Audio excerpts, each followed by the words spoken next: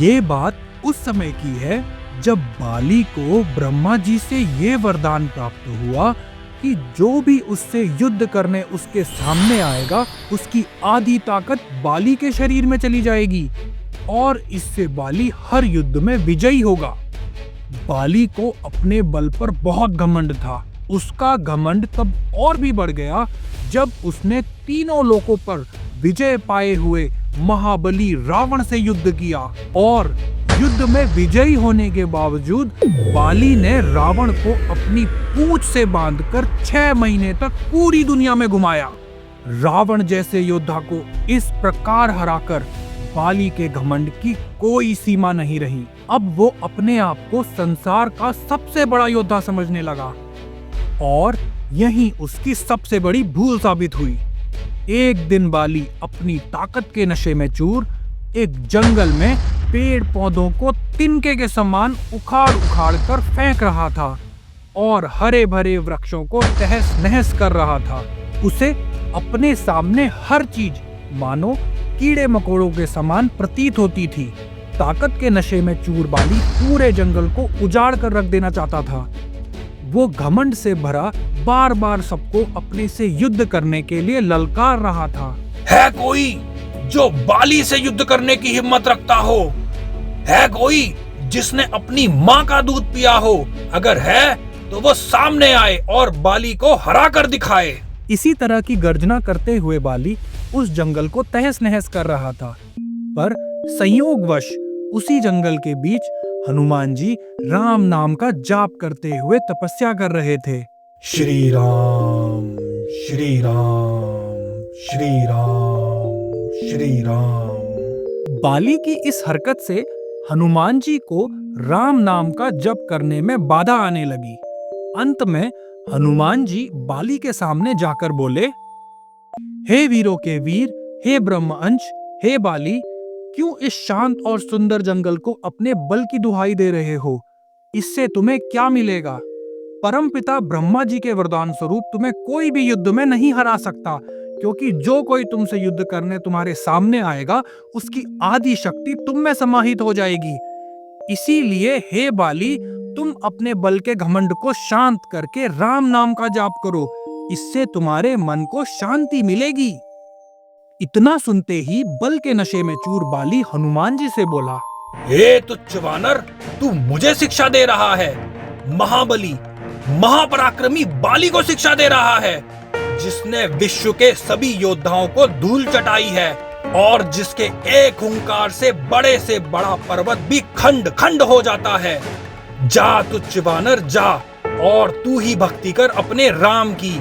और जिस राम की तू बात कर रहा है वह है कौन? कोई नहीं जानता तेरे राम के बारे में। मैंने आज तक किसी के मुंह से राम का नाम नहीं सुना और तू मुझे राम का नाम जपने की शिक्षा दे रहा है।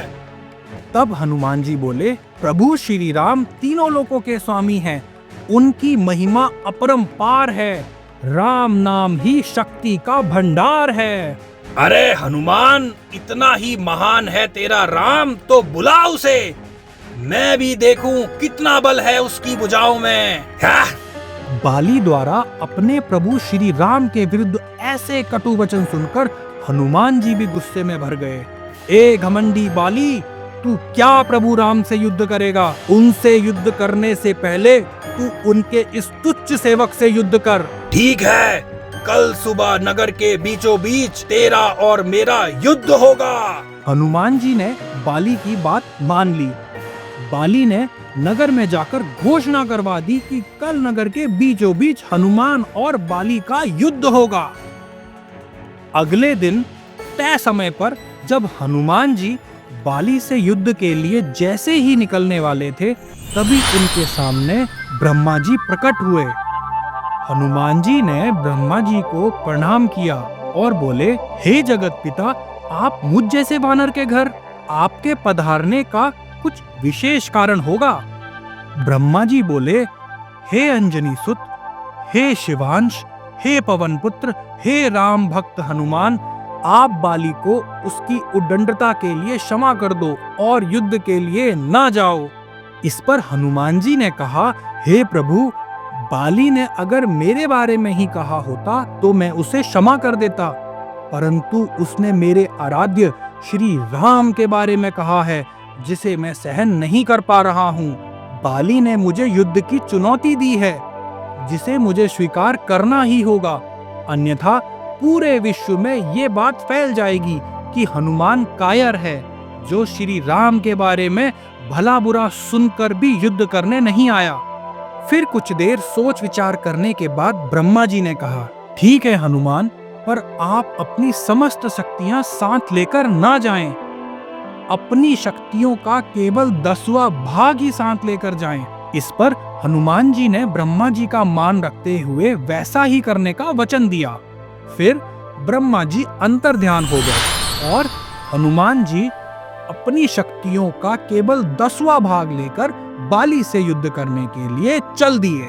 उधर बाली ने नगर के बीचों बीच एक जगह को अखाड़े के रूप में बदल दिया और वहां खड़ा हनुमान जी को ललकारने लगा। पूरा नगर 2 महायोद्धाओं के युद्ध को देखने के लिए जमा था। हर कोई हनुमान जी के आने का इंतजार कर रहा था और जैसे ही हनुमान जी युद्ध स्थल में पहुंचे, बाली की आंखें गुस्से से लाल हो गई और उसने हनुमान जी को अखाड़े के अंदर आने के लिए ललकारा। आओ आओ हनुमान, मैं कब से तुम्हारा इंतजार कर रहा था।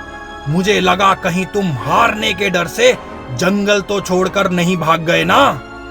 ललकार सुनकर जैसे ही हनुमान जी ने अखाड़े पर अपना पांव रखा, बाली को मिले वरदान के अनुसार उनकी आदि शक्तियां बाली में चली गई। बाली में जैसे ही हनुमान जी की आदि शक्तियां समाई, बाली के शरीर में बदलाव आने लगा। उसके शरीर में ताकत का सैलाब आ गया। बाली के पूरे शरीर में करंट दौड़ने लगा। उसके शरीर की नसें फटने लगी। देखते ही देखते उसके शरीर में शक्तियों का विस्फोट होने लगा, क्योंकि बाली का शरीर हनुमान जी की रत्ती भर भी शक्तियों को संभालने के योग्य नहीं था। मानो अब बाली कुछ ही समय में फट जाएगा। बाली को कुछ समझ नहीं आ रहा था।